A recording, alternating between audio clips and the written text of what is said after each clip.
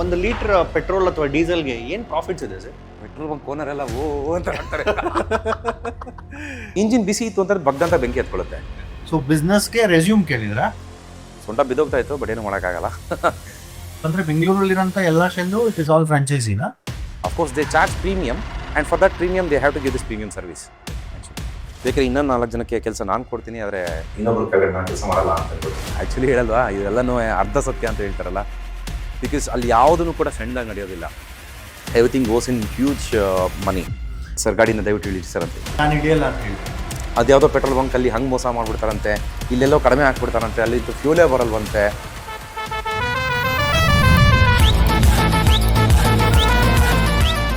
ಇವತ್ತಿನ ನಮ್ಮ venue partner ಕ್ಲೇವರ್ಕ್ಸ್ ಕೋವರ್ಕಿಂಗ್ ಮತ್ತು ಮ್ಯಾನೇಜ್ಡ್ ಆಫೀಸ್ ಸ್ಪೇಸಸ್ ಬೆಂಗಳೂರಿನಾದ್ಯಂತ 17ಕ್ಕೂ ಪ್ಲಸ್ ಹೆಚ್ಚು ಸೆಂಟರ್ಗಳಿದ್ದಾವೆ. ನಿಮಗೆ 2 ಸೀಟಿಂದ ಹಿಡಿದು ಎಷ್ಟಾದರೂ ಬೇಕು ಅಂದ್ರೂ ಅವ್ರು ಪ್ರೊವೈಡ್ ಮಾಡ್ತಾರೆ.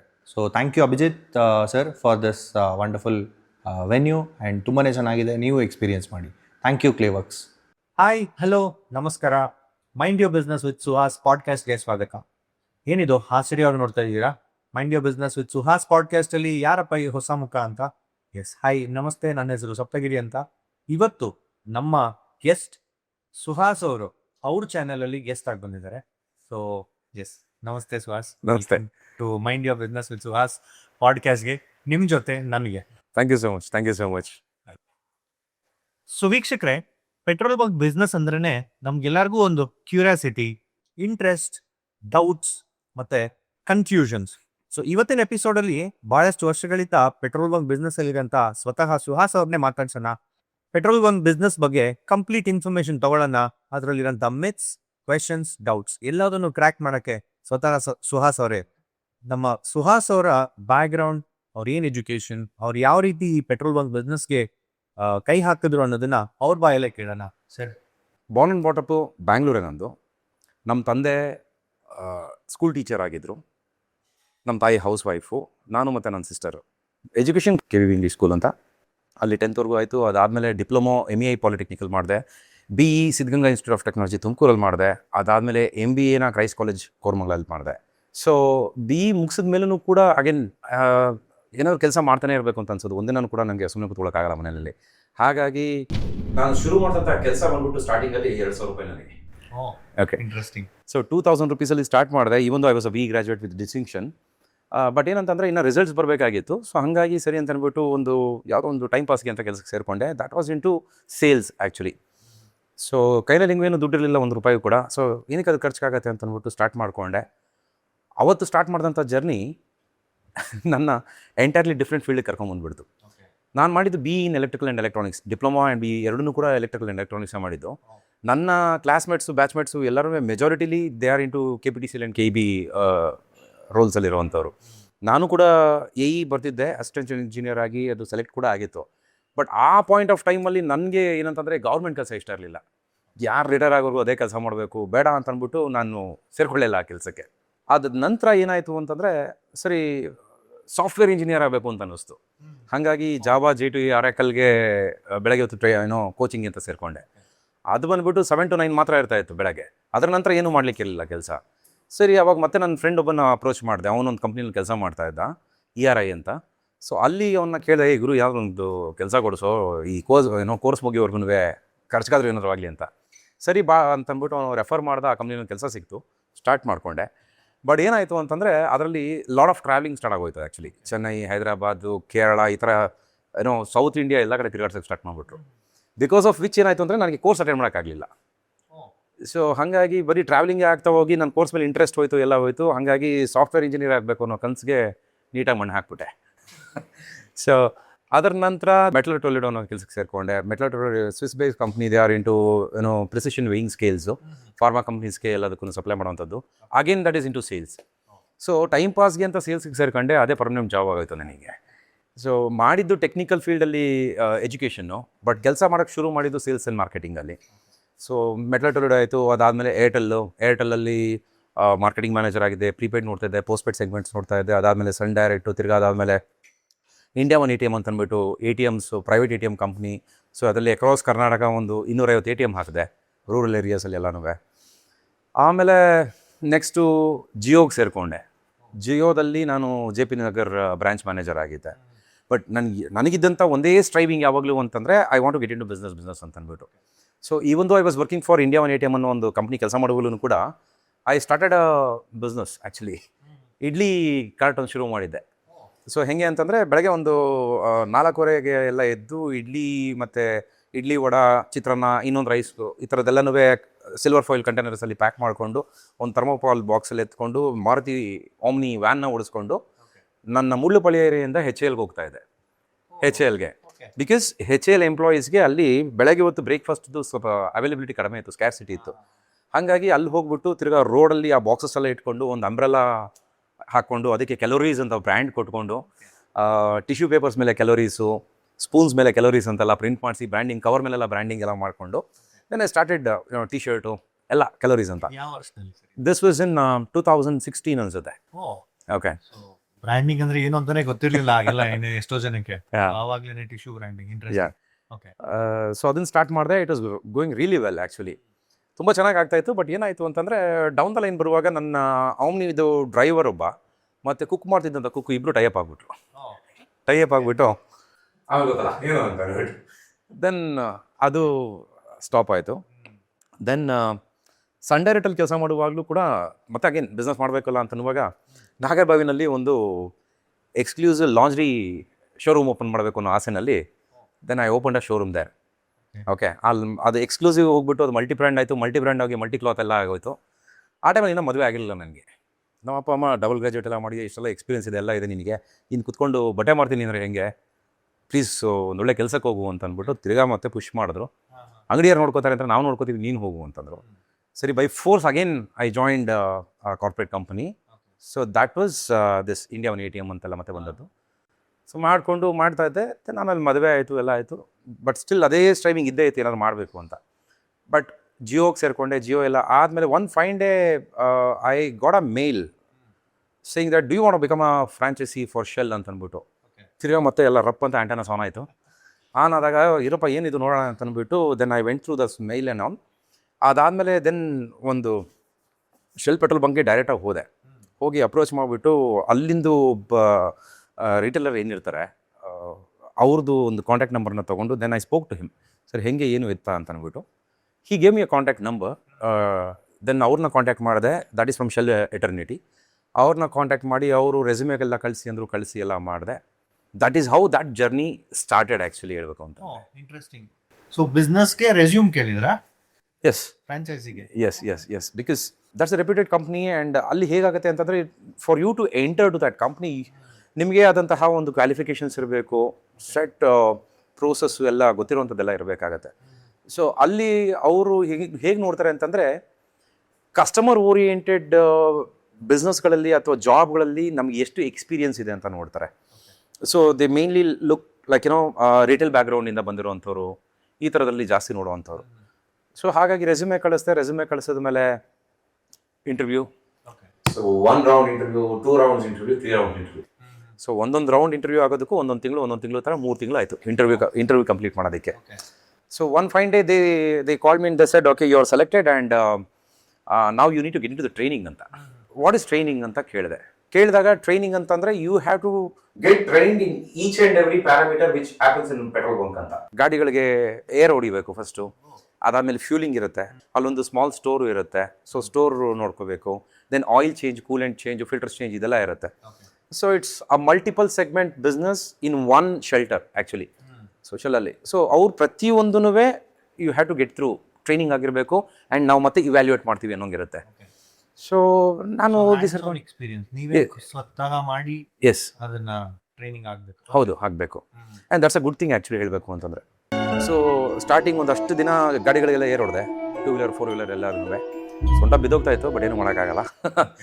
ಸೊ ಅದನ್ನು ಮಾಡಿದೆ. ಅದಾದಮೇಲೆ next pump. See you have to wear a uniform. ಮಾಮೂಲಿ ಶೆಲ್ಲಲ್ಲೆಲ್ಲ ಏನು ನೋಡ್ತೀರೋ ಅದೇ uniform, cap, shoes, pant, T shirt ಎಲ್ಲ ಹಾಕಿ ಫ್ಯೂಲಿಂಗ್ ಸ್ಟಾರ್ಟ್ ಮಾಡ್ಕೊತೀವಿ. ಫ್ಯೂಲಿಂಗು, ಅದಾದಮೇಲೆ ಫ್ಯೂಲಿಂಗ್ ಅದ್ರ ಇರೋಂಥ ಕಂಪ್ಲೀಟ್ ಪ್ರೋಸೆಸ್ ಹೇಗೆ, 2 ವೀಲರ್ಗೆ ಏನು, 4 ವೀಲರ್ಗೆ ಏನು ಪ್ರೋಸೆಸ್ಸು, ಇದ್ರದ್ದೆಲ್ಲ ಕಲ್ತ್ಕೊಂಡ್ವಿ. ಅದಾದಮೇಲೆ ಆಯಿಲ್ ಚೇಂಜ್.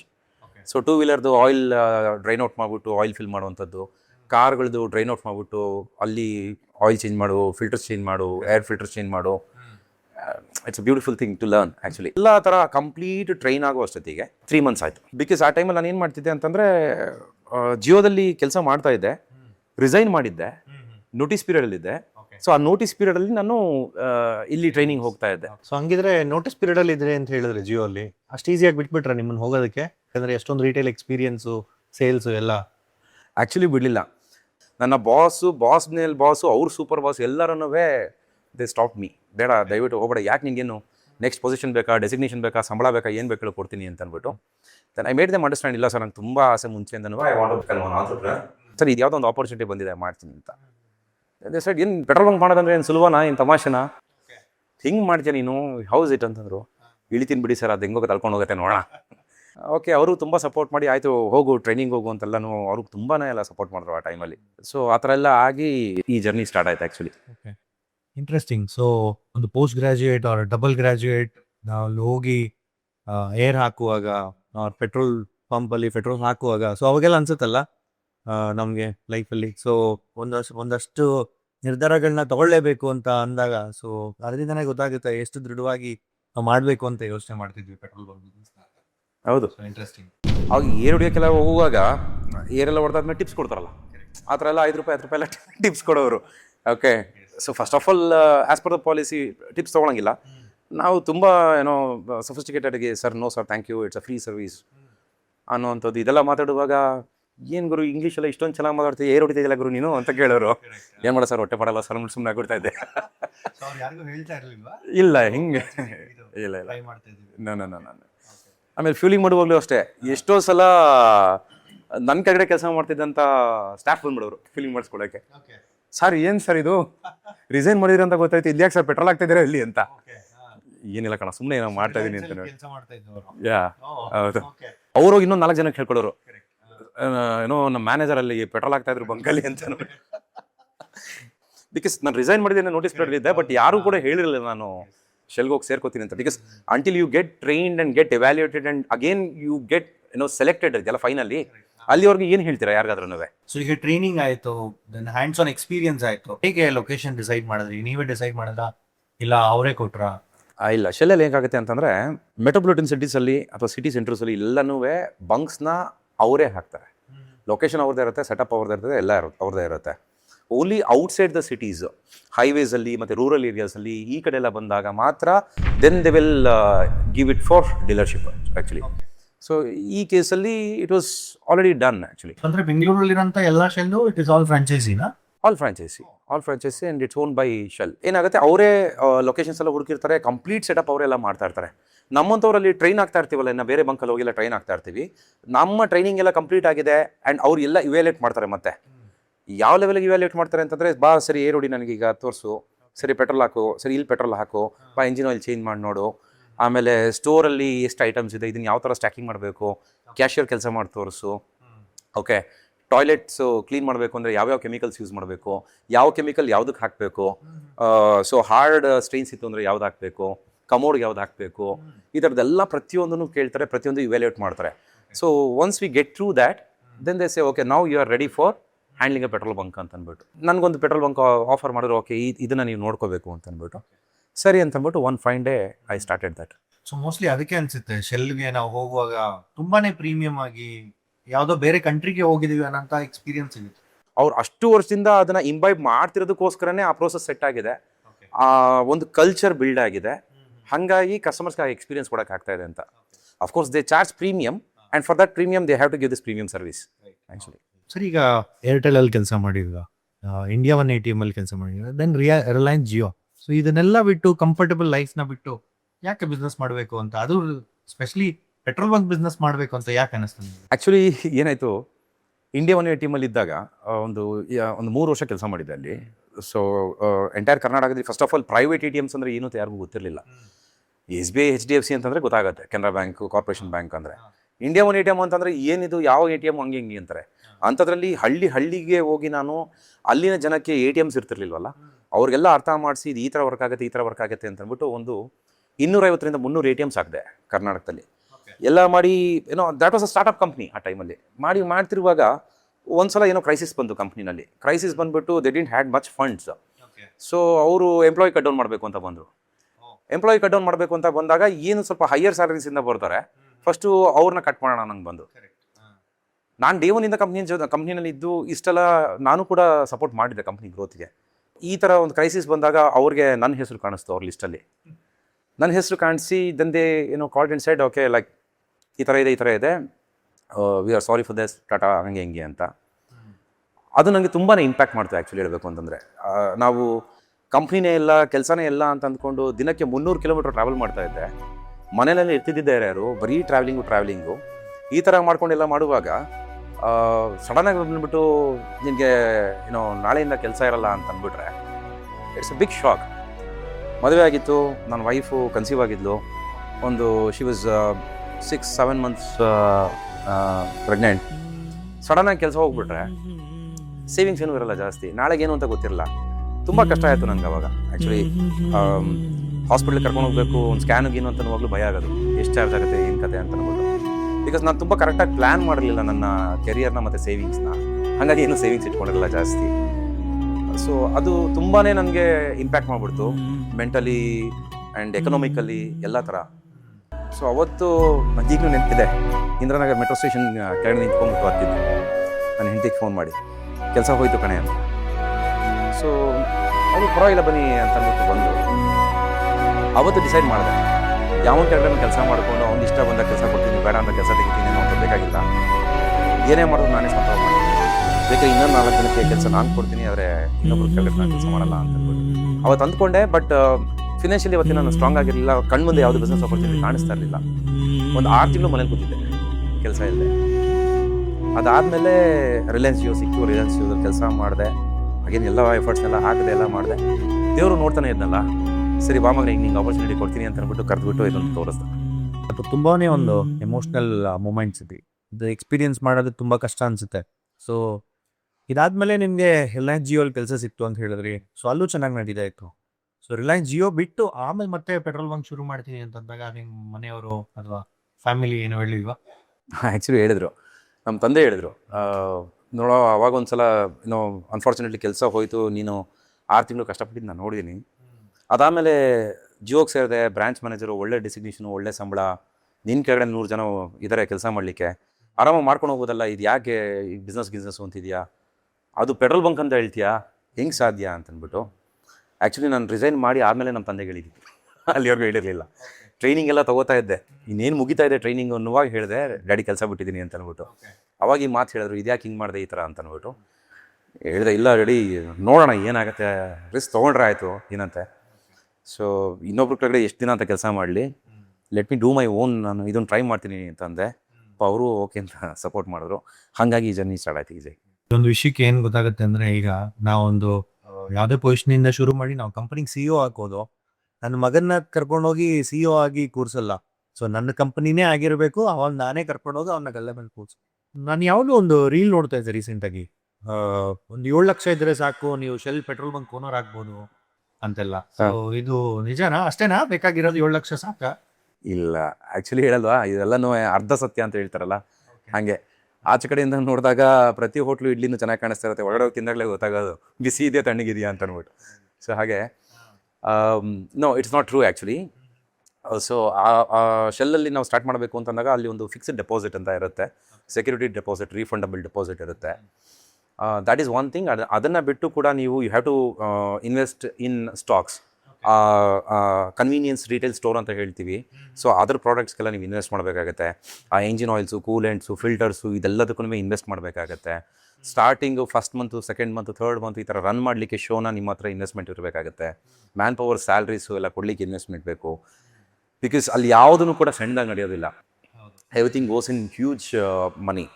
ನೀವು 1 ಮಂತ್ ಸ್ಯಾಲ್ರೀಸ್ ಕೊಡಬೇಕು ಅಂತಂದರೆ ಒಂದು 8 ಲಕ್ಷ 9 ಲಕ್ಷ ಇರುತ್ತೆ. ಒಂದು ತಿಂಗಳದ ಕರೆಂಟ್ ಬಿಲ್ಲೇ ಕಡಿಮೆ ಅಂತಂದ್ರೂ 80,000 to 90,000 ರೂಪಾಯಿ ಇರುತ್ತೆ. ಸೊ ನಿಮಗೆ ಅದನ್ನು ಬಿಟ್ಟು ಆ ಪ್ರಾಡಕ್ಟ್ಸ್ ಎಲ್ಲ ಹೇಳಿದ್ನಲ್ಲ, ಆ ಸ್ಟೋರ್ದು ಪ್ರಾಡಕ್ಟ್ಸೇ ಒಂದು ತಿಂಗಳಿಗೆ ಏನಿಲ್ಲ ಅಂತಂದ್ರೂ ನಾವು ಒಂದು ಸಲಕ್ಕೆ ಸ್ಟೋರ್ ಮಾಡ್ತೀವಿ ಅಂತಂದರೆ ಒಂದು 40 lakhs ಕೈಂಡ್ ಆಫ್ ಥಿಂಗ್ ಇರುತ್ತೆ. ತಿರ್ಗಿ ಇಂಜಿನ್ ಆಯಿಲ್ಸು, ಕೂಲೆಂಟ್ಸು, ಫಿಲ್ಟರ್ಸು ಇದನ್ನೆಲ್ಲ ಸೇರಿಕೊಂಡ್ರೆ ಅದೊಂದು 40 ಲಕ್ಷ ಹಂಗೆಲ್ಲ ಬರುತ್ತೆ. ಸೊ ಇದಿಷ್ಟೇ ಅಷ್ಟೇ ಅಂತ ಹೇಳೋಕ್ಕಾಗಲ್ಲ. ಸುಮ್ಮನೆ ಯಾರ ಬಂದ್ಬಿಟ್ಟು 7 ಲಕ್ಷ ಅಂತ ಹೇಳಿದ್ರೆ ಇವತ್ತು ಮೂಲೆಗೂ ಶೆಲ್ ಪೆಟ್ರೋಲ್ ಬಂಕ್ ಇರೋದು ಅಲ್ವಾ? So that's not true. And ನಾನು ಆಗಲೇ ಹೇಳ್ದಂಗೆ it is not just about the money, it's not just about investment. Shell ಅಂತ ಬಂದಾಗ they have lot of money, correct ಅಲ್ಲ? ಅವ್ರು ಇನ್ನೊಬ್ಬರ ಯಾರ ಹತ್ರನೂ ಇನ್ವೆಸ್ಟ್ ಮಾಡಿಸ್ಬೇಕು ಅಂತಿಲ್ಲ. ನಾನು ಹೇಳಿದ್ನಲ್ಲ, ಅವರಿಗೆ ಅವರ ಬಂಕನ್ನು ನಡೆಸುವಂಥ ಕೇಪಬಲ್ ಪರ್ಸನ್ ಬೇಕು. ಹಾಗಾಗಿ they will find out the right person, they will train them in such A way that person will handle that business as per their process and as per their wish. ದುಡ್ಡಿದೆ ನಾನು ಮಾಡ್ಬಿಡ್ತೀನಿ ಅಂತಂದರೆ ಹಂಗೆಲ್ಲ ಆಗಲ್ಲ. ತುಂಬ ಜನ ಒಂದು ಕೇಳೋರು, 1 ಕೋಟಿ ಬೇಕಾ ನಾನು ಹಾಕ್ತೀನಿ, ನನಗೊಂದು ಇದನ್ನು ಕೊಡಿಸಿ ಹೇಳಿ, ಅದು ಯಾರಿಗೆ ಫೋನ್ ಮಾಡಿ ಅಂತ ಅಂದ್ಬಿಟ್ಟು. What they look is the real experience person. ಅವ್ರ ಎಕ್ಸ್ಪೀರಿಯನ್ಸು ಬ್ಯಾಕ್ಗ್ರೌಂಡ್ ಎಲ್ಲ ತೊಗೊಂಡು ನನ್ನ ಬಿಸ್ನೆಸ್ನ ಹೇಗೆ ರನ್ ಮಾಡ್ತಾನೆ ಇವನು, ಕಸ್ಟಮರ್ಸ್ಗೆ ಹೇಗೆ ಅವನು ಒಳ್ಳೆ ಸರ್ವಿಸ್ ಕೊಡ್ತಾನೆ, ಪ್ರಾಡಕ್ಟ್ ಡೆಲಿವರಿ ಯಾವ ಥರ ಮಾಡ್ತಾನೆ ಅನ್ನೋವಂಥದ್ದು ಅವರ ಉದ್ದೇಶ ಆಗಿರುತ್ತೆ. ಹಾಗಾಗಿ ಅಲ್ಲಿ the right man is important than the investment. ವೀಕ್ಷಕರೇ, ಬರೀ 7 ಲಕ್ಷಕ್ಕೆ ಯಾವತ್ತು ಪೆಟ್ರೋಲ್ ಬಂಕ್ ಆಗಲ್ಲ. ಪೆಟ್ರೋಲ್ ಬಂಕ್ ಕನ್ಸ್ ಕಾಣ್ತಿದ್ರೆ ಆಕ್ಚುಯಲ್ ಫ್ಯಾಕ್ಟ್ಸ್ ಏನು, ಫಿಗರ್ಸ್ ಏನು ಅಂತ ಮುಂದೆ ಅವ್ರ ಬಾಯಿಂದನೇ ಕೇಳೋಣ. Stay tune. ನನಗೆ ಮಾತಾಡ್ತಾ ಇನ್ನೂ ಶೆಲ್ಲಲ್ಲೇ ಇದ್ದೀನಿ, ನಂಗೆ ಮಾತಾಡ್ತಿದ್ದೀನಿ ಆ್ಯಕ್ಚುಲಿ. ಅದಾದಮೇಲೆ ಬಿಲ್ ಕೊಟ್ಬಿಟ್ಟು, ಅದಾದಮೇಲೆ ಪೇಮೆಂಟ್ ಇಸ್ಕೊಂಡ್ಬಿಟ್ಟು, ಅದಾದಮೇಲೆ tata sir see you sir ಅಂತ ಕಳಿಸುವಂಥದ್ದು. 2000 rupees ನಾರ್ಮಲ್ ಪೆಟ್ರೋಲ್ 0. ನಾನು ಹೇಳಿದಂಗೆ ಫ್ಯೂಲ್ ಎಷ್ಟು ಇಂಪಾರ್ಟೆಂಟು, ಏರ್ ಅಷ್ಟೇ ಇಂಪಾರ್ಟೆಂಟು. ರಾತ್ರಿ ಹೊತ್ತು ಬರುವಂಥ ಕಸ್ಟಮರ್ ಕೆಲವರು 200 ರೂಪಾಯಿ ಕೊಟ್ಟು ಹೋಗ್ತಾರೆ. ಓಕೆ.